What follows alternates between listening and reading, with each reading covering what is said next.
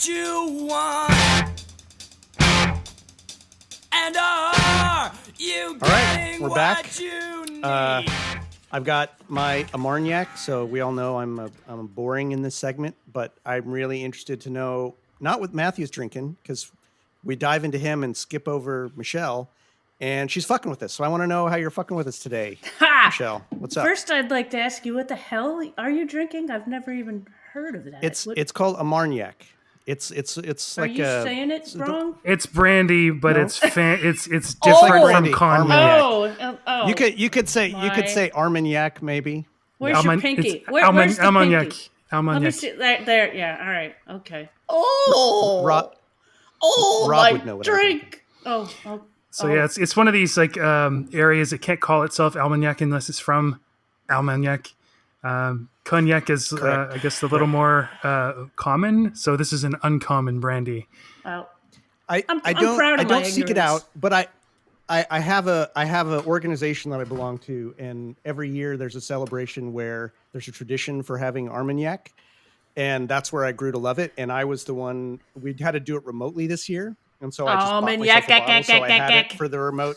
Yeah, exactly. Ooh, nice call forward That's to right. the to one of our songs today. Yeah.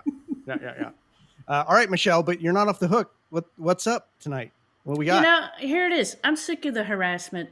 I'm having my fucking Guinness, and you Yes, There you go. The return of Guinness. Kiss my ass.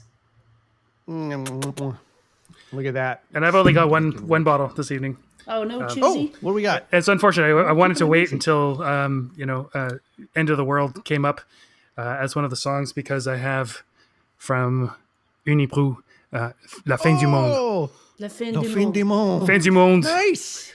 Quebec brewery, and it is a 750 milliliter bottle, 9%. So it'll probably be, and it's got a cork in it. All right, well, that's got to be done by the end of tonight. So get Man, started. there's some highbrow Let's get going. shit happening here tonight. Yeah, this is no joke. There we go. It goes along with some of these songs. Nice. Wait. Oh, Oh shit. nice. Gonna isolate that clip. Yeah. All right. Hi. All right, well, we're listen, everybody. Hi, this is the No Means Nothing Go ahead. podcast. No, wait, nope. And Wait. yeah, we're glad to have you back. This is episode 8. 8. We are 24 songs have entered. Only 12 have emerged. So tonight we're going to add 2 more victors to the pile and send 2 more to the slave pits. And I'm as with most episodes, I'm really looking forward to this. These are some great songs. But before we dive into that, we wanted to have a call out to the community. We've got a favor to ask of you. Matthew, you want to kind of tell people what we're thinking? First of all, thanks so much for listening. We've gotten so much amazing feedback, and nobody complaining about us too much, and that or at all. Actually, that's kind of good. I mean, now that Not I've to our invited face, it, anyway. not to our faces. We're Still good have no, enough? still We're have no smart Finns enough? and no Swiss. I'm upset about all those guys, but Gosh darn it. People so we like had the us. idea that maybe so we'd have some listener contribution segments, and the idea that I had that was from episode 1, where we kind of introduced ourselves, how we discovered No Means No, what they mean to us, and told us some stories and everything like that. So the personal stories of yours, and you can send them in, record them. So what did we think? Just one of those questions, how you discovered No Means No, or make them separate files, or what? I think like the 3 questions we're really interested in. How did you discover No Means No? What do they mean to you? And maybe if you have a favorite No Means No story, but not all in one recording, right? Like you can record 3 separate ones and send it to us, that'd be great. But those are sort of 3 distinct areas. And Matthew, you also thought, which I think is great, if you're not comfortable recording your voice or don't know how to get that to us or something like that, then type it out and we'll read it. Right. We can record that for you, basically. But For sure. Just love to hear your stories. Yeah. And again, you want to send those to us at nomeansnothingpodcast@gmail.com. You can send us anything there, right? We'd love to hear. I think we've gotten not one email. anything. So I don't, well, I not don't want no, any, you're right. You're right. no. We got to be real careful what we ask for We're not real good But, at the self-promotion stuff. But we've no, had not some yet. really great feedback from a bunch of folks, and an amazing shout out from You Don't Know Mojack podcast, and that was great. Oh, totally. Talked to those guys, and their one complaint was that we don't release enough podcasts. So Jordan, I got to shout out to Jordan. He does all the technical work, and it's just too much work to be doing it more often than that. So if we're able to... I want to do it. Yeah, I want to do it more, but I got a full-time job and 2 kids, and it's fucking hard. So I want to. If we could ever find a way to do it, I'm in. So hopefully, for a little more content, we'll ask you guys for some, as we've just asked. So there we go. Yeah, good point. No means nothing podcast at gmail.com. Send us your no means no stuff. Excellent. Talking to you, Sandal. Andy Sandal, with your British accent. You've stuck with us long. Yeah, we want to hear some accents, for fuck's sake. Please, let's get some of them international listeners. Yes. And I mean, I'm sure most of you know this, but if you're trying to send us a file, you're probably going to need to send it via like, what are some of those? Dropbox. There's other good WeTransfer. There's some other good sites. You guys all know how to do that. I don't. Email us, and we'll figure something out. If your file's too big or whatever, we'll figure. If you can't figure it out, some way to get it to us. We're motivated. Yeah. Mm-hmm. All right. Well, we've got 4 songs. They're knocking at the door. They're really anxious to get in and have us geek the fuck out about them. So I'm going to introduce the first of the matchups. And tonight I'm also going to put myself on notice for trying to remember not to forget to give time to put in clips, because I keep fucking forgetting to do that. And it's making the editing a pain in the ass. So this is a gift to you, future Jordan, editing this podcast. So our first matchup is Slave from Tour EP1 2010 and versus Lost from Worldhood of the World as such 1995 and from 0 + 2 = 1.5 undetermined recording date. I mean, Jesus Christ, right? So one thing I want to ask both of you before we start diving into really talking about this I know who Jesus Christ would vote for. I'll tell you that right now. Yeah, well, we're going to give him a vote. There's 2 versions of Lost. Matthew, I know I've already heard you talk about this before. What are both of your definitive versions of Lost, or favorite, I should say, of the 2 that are recorded? They are different from each other. I have a favorite, but it is not as strong of a favorite as it once was. But yeah, I think you got to meld them together and take the song as a whole, even though there are different versions. And I heard them at kind of wildly different times. Exactly. Yeah. Didn't you have this 0 + 1 = 1.5 like way the fuck before any of the rest of us? So you heard this version ages ago? Yes, I did. Where'd you get that? Cassette? Get that cassette.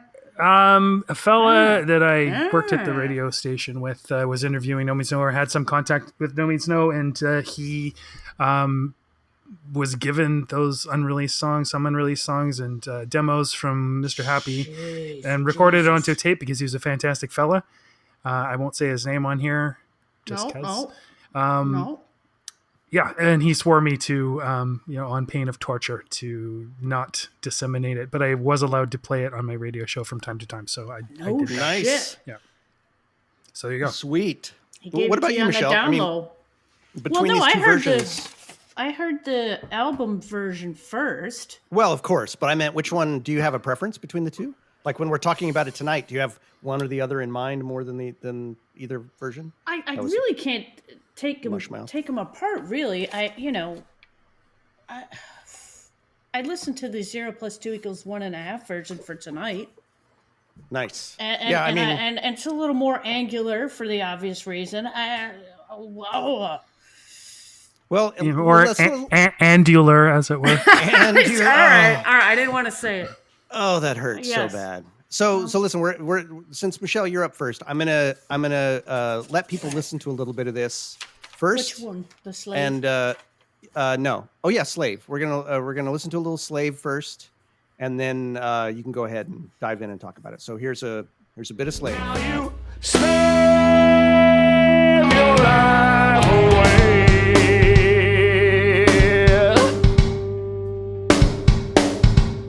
Nothing personal.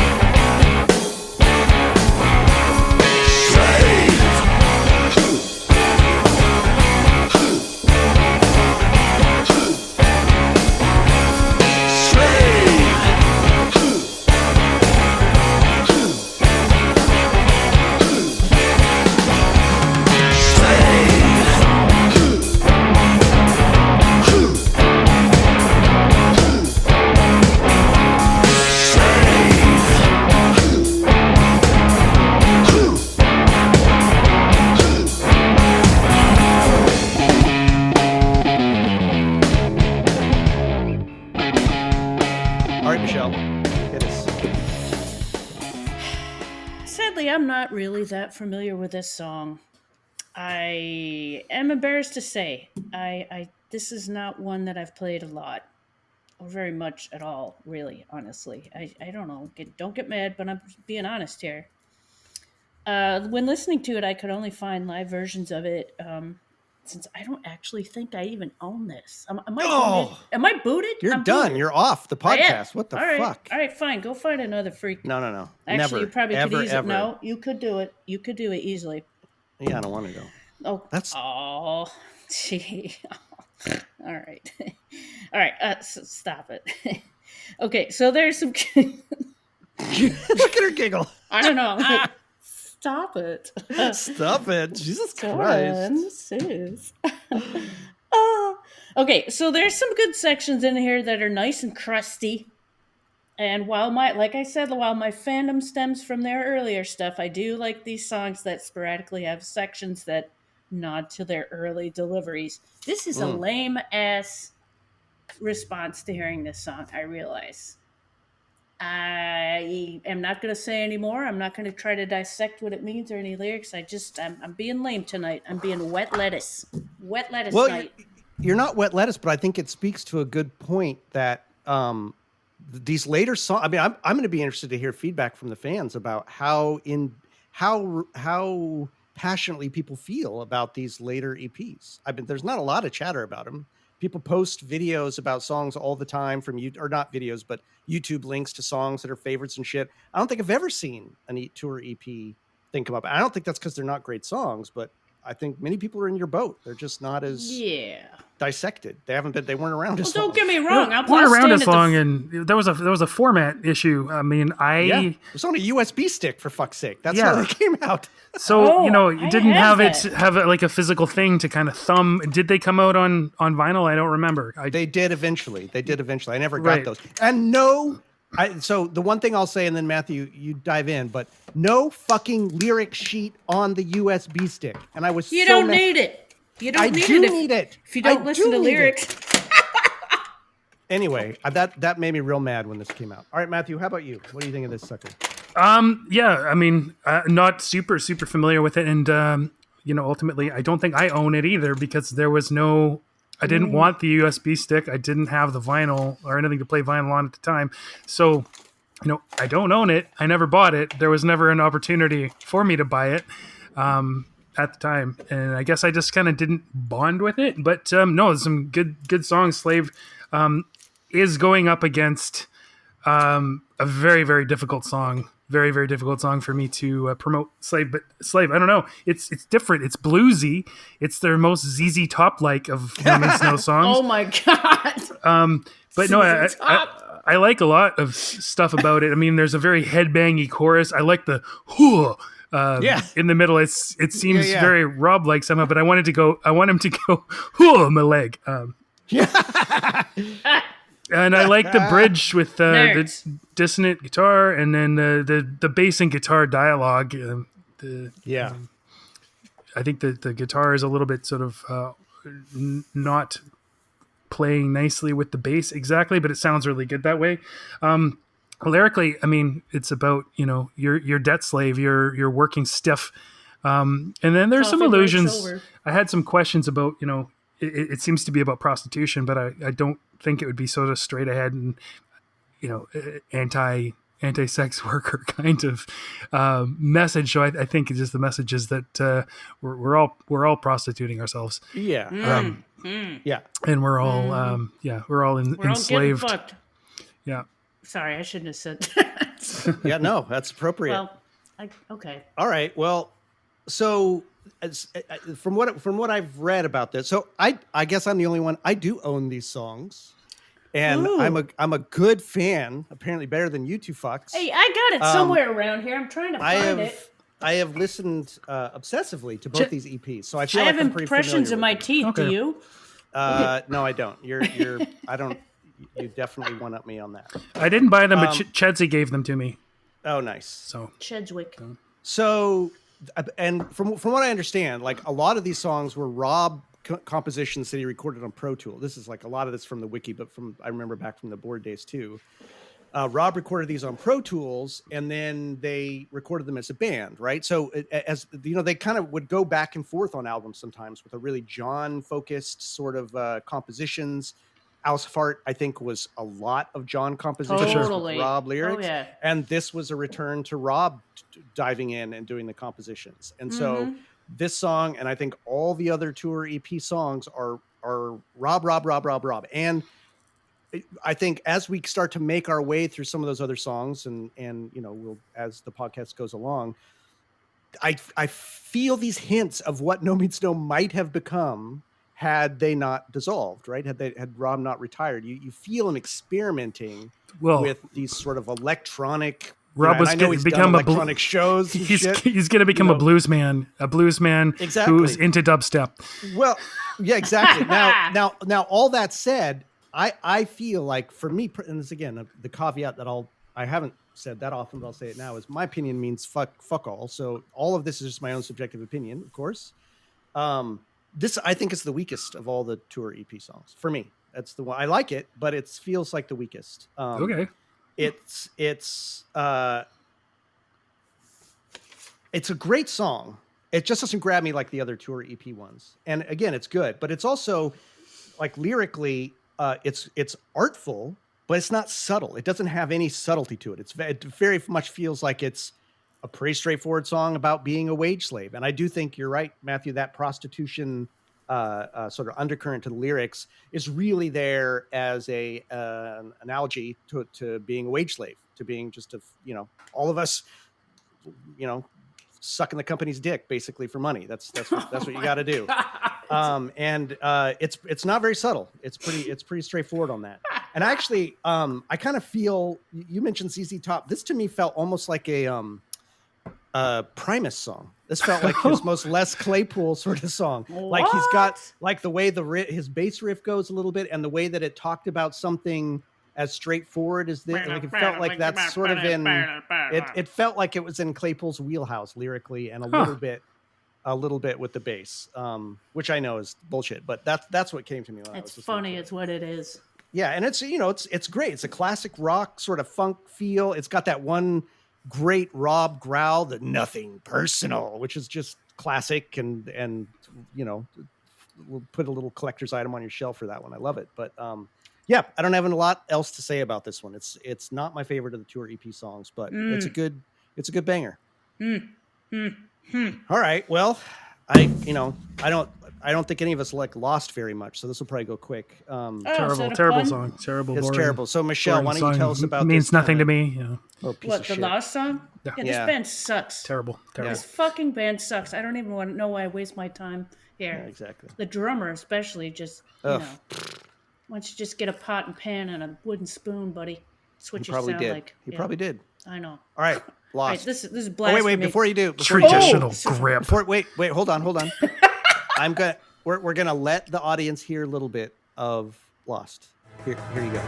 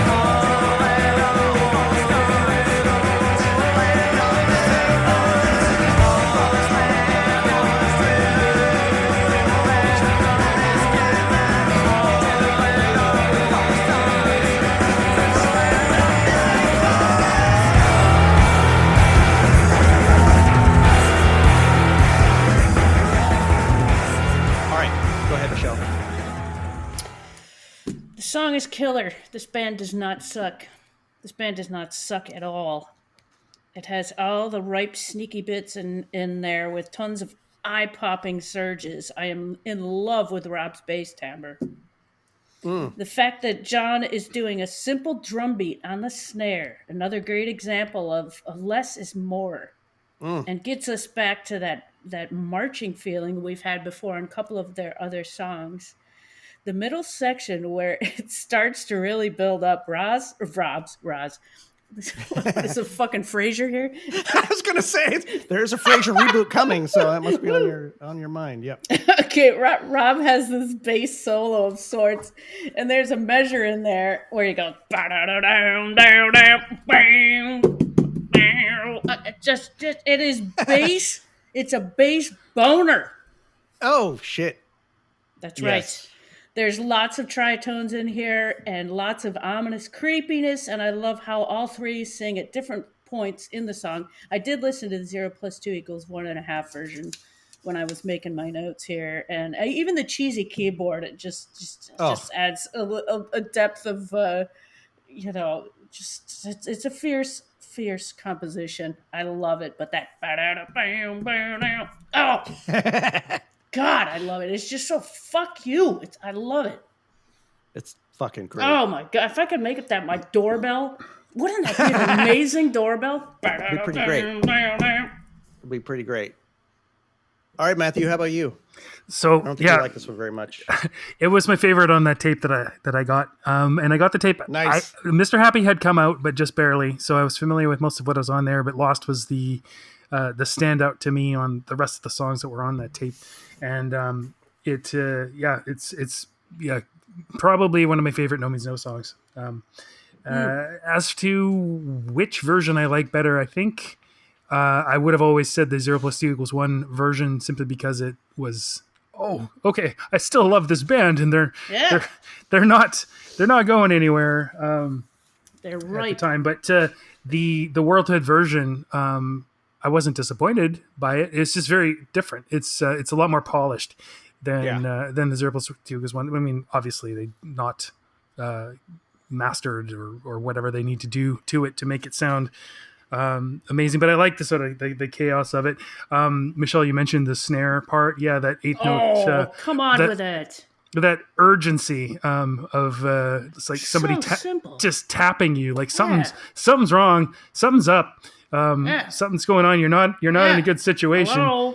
Hello. This song so many times, so that it builds and then gets quiet, and it comes into sort of a, kind of a chaotic, and then they just pull out the order again and back into the groove, with the, again, really straight ahead drums. This apocalyptic theme is pretty common in No Means No songs, and this one kind of reminds me in some ways of it's the occupied zone and Missiles with Eyes and the all clear sound. I mean, it's definitely that sort of Cold War, the land of the lost kind of feeling, right? that is in so many of their songs. I mean, this is almost like a Terminator movie, but hell yeah. In some ways, it kind of reminds me. And I got to thinking, because I was walking around, and I go on long walks when I listen to these songs preparing for this podcast, and I often walk in the middle of the afternoon through East Vancouver and Burnaby, and mostly along alleys because there aren't people there. So it was kind of an appropriate song, and I actually did get lost today. It's easy to get not lost exactly, but I don't know what alley I'm in. I don't remember what quadrant I'm in. I come out and I can look at some street signs, but Jesus, okay, yeah, here I am in the middle of nowhere. There's no one around. So it made me think. It reminds me of the day everything became nothing. In that, nothing's different, but everything's different. What's actually wrong? Is it an apocalypse? And I've done a lot of thinking about that, especially during COVID times, where I definitely need being around people practice, because I go out in the world and feel like an alien, and everyone's wearing masks, and you can't just sort of pop into a store really easily without thinking about it. And so right. The song is resonating, maybe even a little more, because it does feel a little apocalyptic these days. Yeah. Yeah, I love the chaotic Juicy. parts. You mentioned the cheesy keyboard, but I love that Yeah, organ part on the love Zirkle that. Suit was Great. one Yeah. part. Yeah, this song it makes me emote. Like I want to sing it, make expressions with my face, and Totally. Yes. Totally. but the bass at the end feels so searching and desperate. Like you're looking for your way back to civilization or back to the familiar. The bass in the bridge is like it's like a bell, like a bing, Yes. dun, Oh, I know. dun. It's like a call to prayer. It's And then you it's get my doorbell. Bow, bow, bow, bow, bow, bow. so you're in the middle of the wasteland and you hear that sound. It sort of gives you some hope. Yeah, It's fucking beautiful. Rob is a fucking master. Yeah, I'm wondering about insane. the repeated part. Like, I wanted it all. It repeated so many times before the lyrics actually begin. I mean, it's almost like a minute and a half before the song actually kind of gets into the lyrics and everything like that. So I guess it's a song about disillusionment, disappointment. Yeah, fear, but also confusion. False starts and missing parts. It's Beautiful. incredible. Beautiful And line. I like the fact that you can hear Andy singing on one and Tom on the other. I mean, Yeah. very distinctively Love that. either of them, and it's so recognizably Tom because I've listened to Tom's Yeah. voice so much in Showbiz Giants and his solo stuff. But they that I found I'm lost. It's I don't know. They both emote similarly, and I think sort of I wonder how much Tom listened to Right. the original version and everything like that, or whether it's that's a just good like question. something that came out of the song itself. But there's consistency, a lot of consistency, especially considering that the songs are when they were recorded was separated by I don't know, probably 4 or 5 years at least. Yeah. Well, right. they're both phenomenal. Yeah, they are. Despite the fact that Zirpel Suit was one, most people didn't get it until the 2010 or so. 2010. Yeah. Nice. So yeah, it's 15 years since it was recorded when most people heard it, I think, or 15, 16 years. Well, it's like on that same album, Predators, right? I mean, that one went back. Like That's a good one, someone too. just released a video of them playing in like 1985 or something or earlier in a Wow. gymnasium to a bunch of skinny kids with we Andy. gotta find out who that Right, guy and is. I know we got to out that Oh guy, my and God. they're playing Predators. I'm like, oh shit, there are so many of these. It's songs that ended up great. on Worldhood. Yeah. Anyway, But I love that's this a song, discussion for and it's going to be a pretty easy choice for me. Yeah, yeah, Yeah. But definitely- regardless of which song it was up against. definitely gonna be Slave. Right, So, right. I agree with everything you guys said. So I'll see what I can read here that hasn't already been covered. I think I like both of the versions a lot. Although I do lean towards the 0 + 2 = 1.5. I like the raw edges of it a bit more. And there's something Andy does at the beginning that No Means No does a lot. And I'm going to probably highlight this every time I hear it because I just fucking love this. And Andy's a master at this, I think, where they take a phrase and slowly evolve it. So when we start off in that version, the main guitar riff starts unevolved, and then each time he plays it, he adds a little bit more and evolves it a little bit. It changes more, a little more bit until he Theme and slowly variation. gets exactly until it's the full riff at the end. Whereas on the version on Worldhood, the riff's just whole cloth right out the door. Right, there's not that evolution, and I just love what Andy does with it. I love how it just brings extra life in it to me somehow. And I don't know like how intentional that was, how much it was him in the moment doing it. I don't know. Maybe we can find out from him at some point, but I just love that. I love it. It's a fucking state. And I think in that version too, the part where they're really is just so visceral. It just, out. It goes right in my fucking guts. I just love that. Mm. So talk about a song that's the opposite of Slave in terms of ambiguity, right? Like Slave is very straightforward. This one's pretty ambiguous in lyrics. I was really listening to it today, and I picked out a story that I hadn't really heard before, right? And this is just my own fucking interpretation, so I'm sure 100% wrong. And I know there's many layers to it, but it really felt like there was a progressive story. You get the story of a post-apocalypse where something really horrible happens and everyone's hiding in their basements, and you've got like lovers or somebody or family or something like that. Today. And then a new world order happens, and the guy sells out his lover or his family member. He sells out the person, you know. Huh. You screamed that I sold you out, but there had to be something I could do. What chance did we have? I said, just us two, right? This idea that like, no, I have to look after myself. I can't in this world. What am I supposed to do?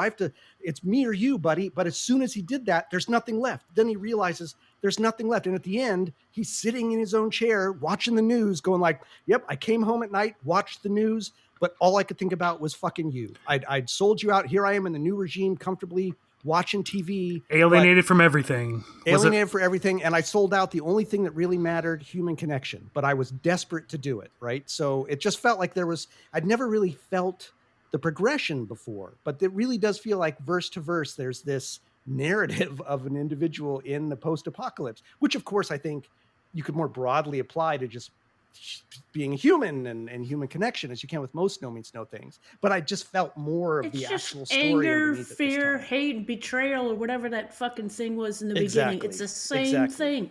And, you know, Rob has once again, or whoever wrote the lyrics, I'm assuming it's Rob. I bet you know, it is. They prefigured the whole drone warfare. This is pretty much for folks in the Middle East. This is their life. Missiles with eyes do search for all who have survived, which wasn't really a thing at that time. There wasn't drone warfare when they wrote this. So it's interesting that, you know, fact has caught up to fiction. And musically, it's fucking incredible. You guys have really nailed a lot of it. Although one thing neither of you mentioned, although Michelle, you did obliquely, I love in both versions, but especially in the Andy version, that under the guitar in a couple places, there's someone going. I know there's a vocal in there. It's oh, come on. You're talking about my Billy Joel reference earlier? No, but listen, there's somebody under one of the guitars. I'm positive. It's Billy Joel. Guitar, but it really sounds like. like. Well, but there's someone underneath one of those riffs where they're really playing it staccato and all, you know, everyone's playing really heavy. There's someone going. No. I'm positive. I'm probably 100% wrong, but it feels like it because it just sounds so vocal. It's pretty crazy. I think it's the keyboard or something. No. It's not the keyboard. If anything, it's just the distortion in the guitar. Maybe they let Craig in playing there with my ears. But I've thought that since the beginning, and I can actually hear it only in one segment on both versions in different parts. Like it sounds a little bit different, but that's why I felt like it was intentional. Because I'm like, oh, it's in both of these different mixes. And I hear a different voice sort of saying it. It's the Minutemen. Did they have an Ack song? I don't know. Yeah. I don't know. All right. But yeah, this song's a classic, right? It's one of my favorites off of Worldhood, and the Worldhood version is really great. And so a bunch of people were disagreeing vigorously with my comment in particular about the muddiness of this recording. Oh, yes, you Worldhood. Which I got to give it to you guys. You're probably 100% right. When I went back and really thought about what I was trying to say, I think some of the people nailed it in that this is a more rhythm guitar heavy album in the sense that Tom really lays on thick rhythm guitars on a lot of the songs. And I think maybe that's what I not bounce up against, but makes me feel like it's a little bit muddier. This song has none of that, right? So this song is just fucking clean and crystal. Rob's bass sound on the Worldhood version. Well, it's got that contrast that is, and that's what I'm missing in some of the other songs. I guess for me personally, is Rob being in my mouth, right? I don't. It's a little bit hidden. Okay, that's what's the wrong metaphor, but you know what I'm trying to say, or maybe you don't. But this song is phenomenal. Yeah. Full stop. End of story. The last thing I forgot to say was that. The Worldhood version, what does do it for me is that the drums sound so much better, especially the floor tom. Like some of the tom stuff is the Tom Bolliston stuff and the drum tom stuff sounds better. Yeah. This does have some of the on both versions. I love it when they play their three voices off of each other. There's not a lot of instances where they do that. There's not a lot of songs I don't think where they so clearly are all three singing together. And I love how they fucking do that on the choruses, or I think it would be the chorus in this. It's just gorgeous on both versions. It's just chef's kiss. Mm-hmm. Yep. All right, well let's make this really, really, really tough vote. So Michelle, buckle up, put on your big girl pants, and tell us who you're voting for. Oh, I got big girl pants, all right. It's because of the Guinness. Lost vote from the stranger. Matthew, pro forma, give us your vote. I pretty much already said it. It's a loss, but I think Slave would have done a lot better against a lot of other songs. It did. It got unlucky for damn sure. Yeah. This was lost for me too. This is a heavyweight versus a flyweight. It sure was. Lost for me too. Lost would have won against many songs though, frankly. Like it's I don't know that it's for me it's a contender to go all the way, but it's a big contender for it's making it got some legs though. Yeah, it's for sure. It sure the fuck does. It sure the fuck does. So all right, well, first one's unanimous. Lost. So now we're gonna move into our second pairing, which my whole bit about making this a thing with any tension in it and you guys don't know what the matchups are is all fucked now because we've started putting the matchups in the description of the episode. So you already know what the other matchup is. But in any event, we're going to tell you now.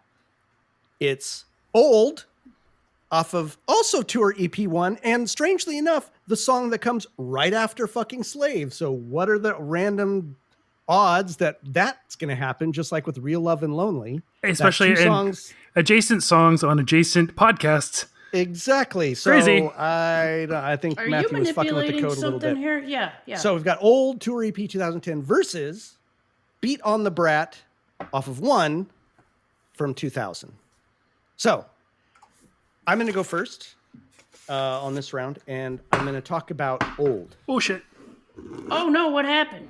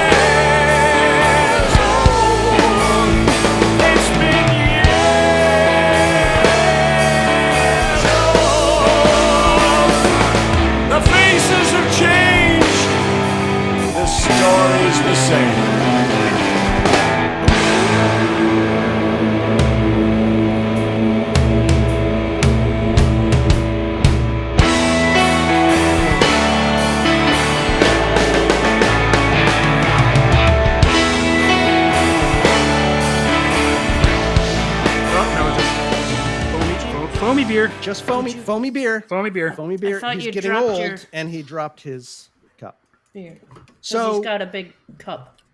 If Slave was not get my joke? Was not high on my list, I did. I'm sorry. Okay. I was so just charging forward. I didn't stop to listen to you. I was interrupting like I always do. No, I like it. Okay. You're our hype man. Exactly.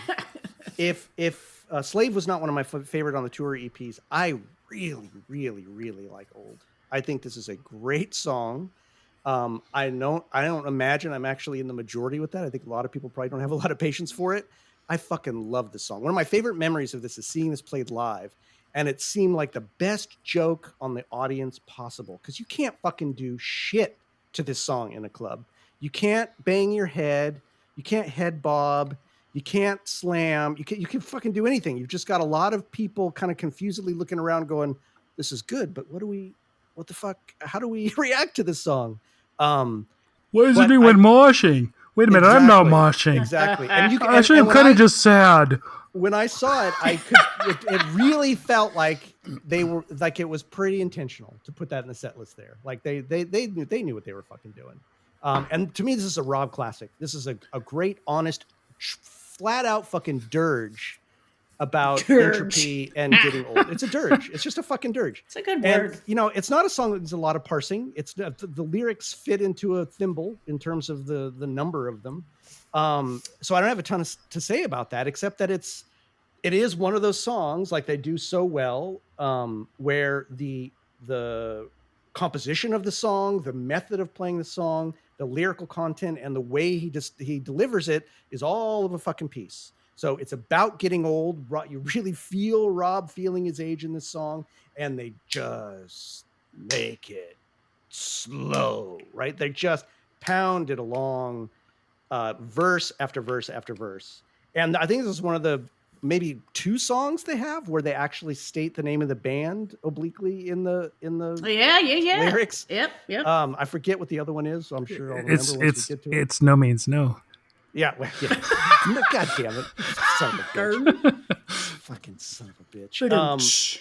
And musically, I actually feel like there's this gorgeous sloppiness in this song. I feel like the way the guitar is, the bass is, even John, he's not sloppy, but he's going all over the place, not in like an acrobatic way, but just in a way that's not trying to do the same fill, repeat the same fill. He's just he just evolves in every fucking moment in this really like it just feels different than what I normally hear him play. Like It's a what you got maturity. in your cup there, whatever the hell you're That's right, Armagnac. drinking. And it's so aged.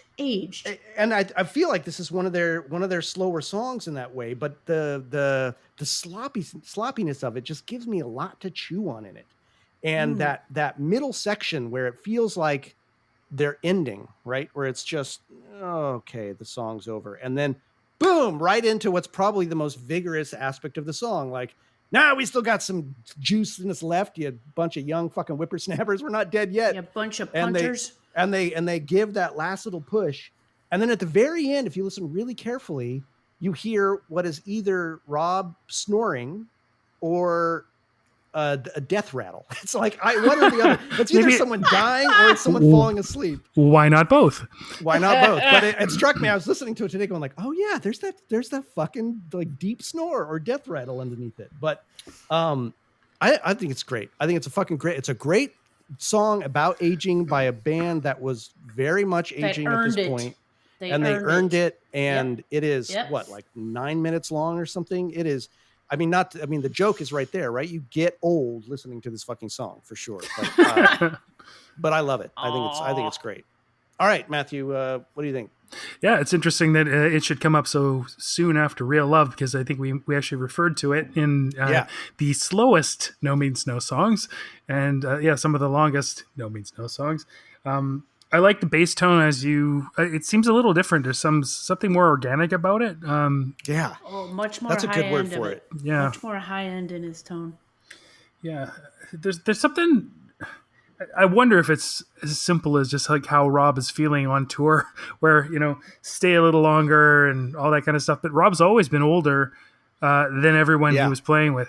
So, right. he's probably pretty tired of that old shtick. Sick of it, man. Yeah, probably. But stay a little longer is a little hopeful and wistful at the same time.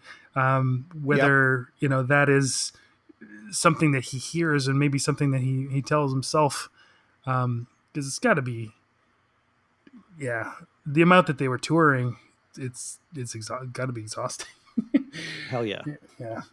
This might have been a nice break to play when they were playing live because it wasn't so fucking fast. They could be like, great, we have a 10-minute song where we can just sort of play a little slower. It is certainly a very Robish song. I'm kind of interested. Like you said, it is one of the only songs where they refer to the name of the band. By No Means No. Comma, no. Yeah. Yeah. And then No Years Old came after that. I'm kind of wondering about whether No Years Old, like the irrelevancy of thinking about exactly what number of years old you are and stuff. And then there's a little echo, by no means no, and at no time. At no time. Yeah. So clever. Yeah, it's clever, and I think there's sort of a circularity to the song that's charming. But it's all Rob. This song, I think. Yeah, for sure. For sure. Absolutely. Mm-hmm. All right, Michelle, what about you? Well, I think this is a great piece, and I dig the slow sludge. And I don't know the timeline here, but is this around the time that he became a father? I don't think so. I think it was before. It's 2010. So I don't think he was he a dad by then? I think so. Know. Was he? I don't know, because I kind of get the feeling that this song may have, like, here's this newborn baby of his who's... Could be. Yeah, would make sense. I mean, everything I've been singing about my whole fucking career is right here in my arms. Like, Jesus Christ. I don't know. I don't know. I think the music is a great foundation for the lyrics that I can actually hear and I can't help but pay attention to because maybe it's just that the music is not so grabbing to me that I'm like more honed in on the lyrics, which is a good thing. Um, and as Matthew is alluding to, his bass timbre is there's so much more high end than what he had Yeah. in the past. That it's you can still tell that it's him playing because of just his style, but the timbre of it is quite different. I gotta say, I do like the earlier stuff where it had a little bit more.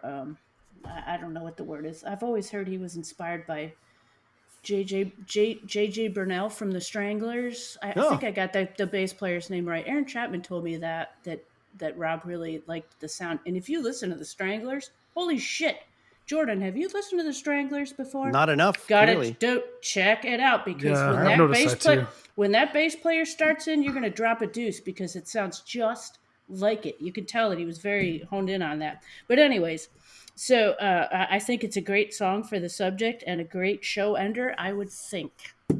Nice. I think it'd be a cool way to end the show or start right. the show. No, Whatever. I agree. From what I remember, though, it was when they played it, it was smack dab in the middle. They went from like a high energy one where the okay. crowd was like frothing at the mouth, and then it felt like they were ready for the joke. Like everyone Right. was amped, and they're like, "Yeah, now it's fucking old." And then it was, and then they went right into something, kick ass right after that. Of course. I can sit down in the middle of the floor and sip my beer and feel my beard turn gray. Well, and when I saw these guys, when I saw this tour, my son had just been born, like literally like 2 months before. So I was feeling old. I was tired. I went to the show here in undisclosed town at a venue which is super classic. Okay, I'm in Petaluma, where Victim's family's from, and there's this venue. Victim's family is they're our hometown band actually, and no shit. there's this punk club, the old punk club called the Phoenix, which is a fucking amazing historic punk club. Right, and they played there, and it was this interesting mix of a bunch of us 50 or like at that time 45-year-old old fuckers, and then some kids who were just kind of like, I kind of heard of this band, I can't wait to see them. And then this came on, and you could tell all of us old fuckers were really appreciating it, and all the young folks are like sitting down, lifting your beer up, going, thanks a lot, this was a punk show. Anyway. All right, so let's move on to the last of our songs in the matchup, and it is Beat on the Brat from 2000, and here's a little clip.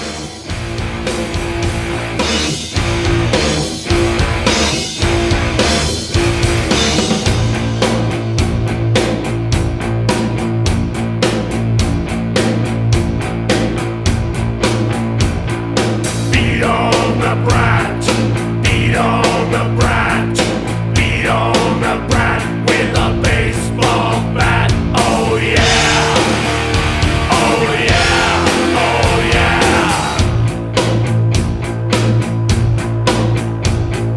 Beat on the brat. Beat on the brat. Beat on the brat with a baseball bat. Oh yeah. Oh yeah. Oh yeah. Oh yeah. All right, so here's where I have to apologize to our listeners. I'm going to apologize in advance. I'm really, really sorry. I do not mean to offend any of you. Your opinions on this are most likely far better than mine, and I bow to all of you. And if you like this song, I bow to you. But here's my review. Shit. Fuck this song. Fuck it. Fuck it so hard. This was the only time I ever was livid at No Means No. God. So here's the deal. This is just purely me, right? Oh my God. Even when I would see No Means No live, I never liked it when they did covers because I love this band so much that I did not want to hear them do other people's music. I love their music so much that it felt like such a fucking waste to hear them do someone else's music. Now live, they could slay it, and so I could appreciate it, right? Totally. But to end an album that only had 8 songs with 2 fucking covers, I don't really count Bitches Brew because that's a work of genius in its own right that you just have to fucking bow down to, right? Whatever. But Beat on the Brat, fuck this song. Wow. Fuck it. I'm still mad at it. I thought, you know what? It's been a long time. I used to skip Hey, it all Matthew, the time. let's vote this one in. Matthew, let's vote this in. Come on. Do it if you want. Like I used to skip this song, and I thought for the podcast, you know what? that was old me. Let me listen to it again. I bet you I'm going to have one of those moments where I'm like, I was totally Sounds like wrong. you Nope. didn't. Sounds like you This didn't. song. Now, I can appreciate the fact that the Ramones were a deep influence for them. So great. I fucking get it. Oh. That's fantastic. I love the fact that abstractly that it's slowed down and that it makes the violence of the song so much more visceral. The fact that you hear the violence, it's not this poppy punk song. It's like, oh no, they're talking about beating on a fucking brat. Yeah, and well, it's that's what right you in your should face. do. And so on that, I can appreciate Ass that. kicking. So I get it. I get it abstractly. Brad, no. But fuck this song. Holy Okay, that's it for me. God All damn. right, go ahead, Matthew. I can't believe you're saying this. And I'm Yeah. sorry, everyone. I know, like I No, I envy love those it. of you who like it. I Hey, envy you because I want to, but I don't. When you fall in love with something, you got to admit when you can really love them when you can admit something that they're not perfect. Yeah. Like Well, there is yeah. a flaw. You know what I'm Yeah. saying? And it's a flaw in me. Like I don't know this. I don't know it's a flaw in the band. but- No, I think when you really love something, you got to admit, like, this is not perfect, but I still love them anyways. It's because I Okay? love them so much that I hate this song. It's because I love them so much. The contrast is extremely grating to you. I understand. It's very great. You know, I kind of feel you on the covers thing because you know two covers on the same album and everything like that. And there's this other band. I don't know whether you guys have ever heard of them that kind of did a Ramones thing a little better than this song. They're called the Hanson what Brothers. Were they I don't called? know. The Hanson Brothers, right? Didn't they already fucking do that? Didn't they spend album after album getting their my Ramones God. shit out already? Anyway, yeah, I think I heard of them.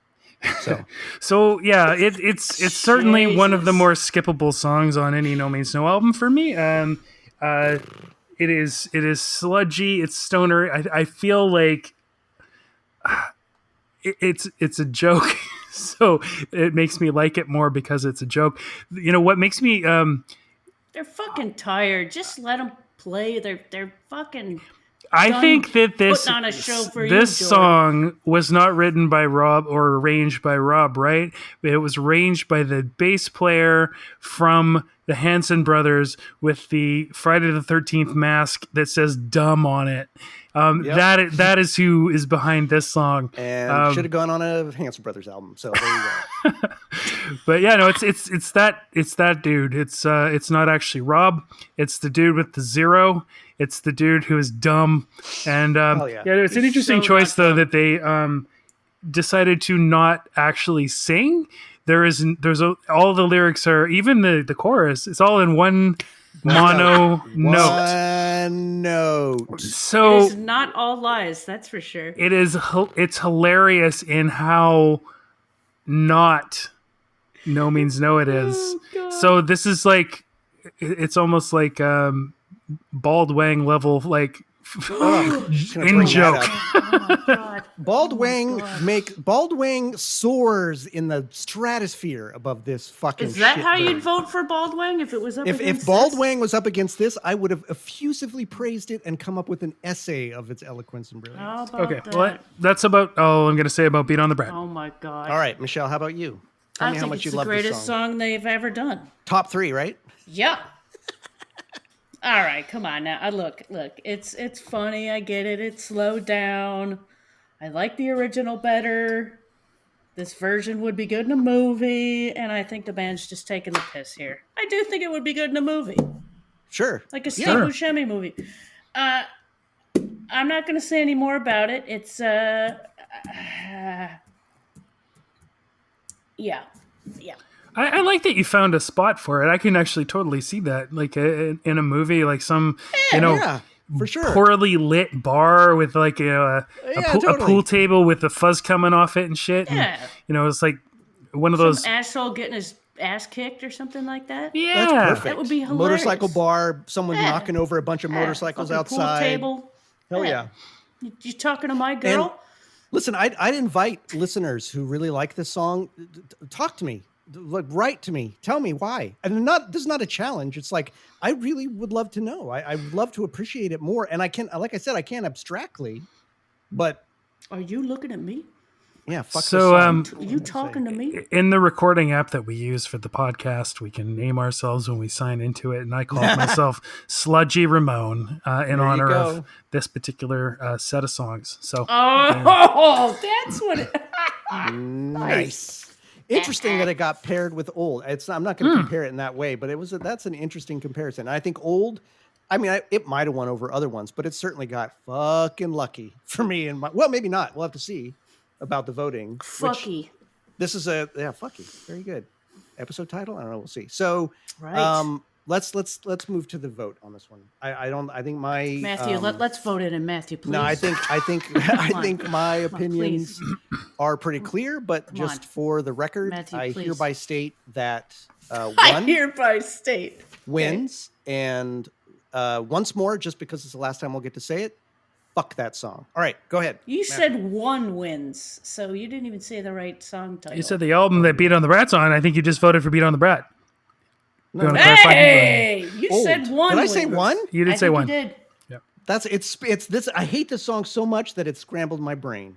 Old you wins. deep down Old. love I'm it. old. I'm old, and old wins. Okay, yeah, it's gotta. I gotta give it to old as well, but I don't really care that much for old either. So yeah, it got lucky. You know what? I'm going to vote for Beat on the Brat only because, Jordan, you didn't like Life in Hell, so I'm going to... I did not like it. I love Life in No, Hell. I just didn't vote but for it. I still need to get my revenge somewhere That's on fine. this. So That's no, fine. I'm just kidding. No, I'm kidding. I'm gonna pick old. I'm just kidding. All right. Yeah, I was just about yeah. to put I out- don't want to introduce politics to. No, certain I podcasts. don't want to be a douche. not my politics. Right. All right. Well, wow, another unanimous episode. Yep. But then again, frankly, I mean, I don't know. Maybe we'll have listeners who don't agree with these choices, but this felt to me like one of the easier episodes in terms of these choices. Yeah, I think so. I didn't have any wrestling with either of these choices. So Yeah. good for Lost, good for Old, and You yeah. get lost when you're old too. You get Sometimes. lost when you're old. You Yep. sure do. You sure do. All right. Well, You know, you But get you a little know what lost when you drink 750 milliliters of Is it La done? Fin du Did you Monde. kill it? Oh, just about. But Nice. yeah, you know, I'm only drinking when we record the podcast. that's right. So right. yeah, this is Good for you. rolling a little. Maybe you should I drink feel- it before the podcast and then, you know. No, I like it. It's like a steady, a gradual building. I All am right. I am the brat that has been beaten on. Exactly. Oh, God. Well, you've made it through another episode. You've stuck with us while we did this ridiculous exercise of trying to find the objectively best No Means No song of all time. We really appreciate you being with us. And you know what they say: the world wasn't built in a day.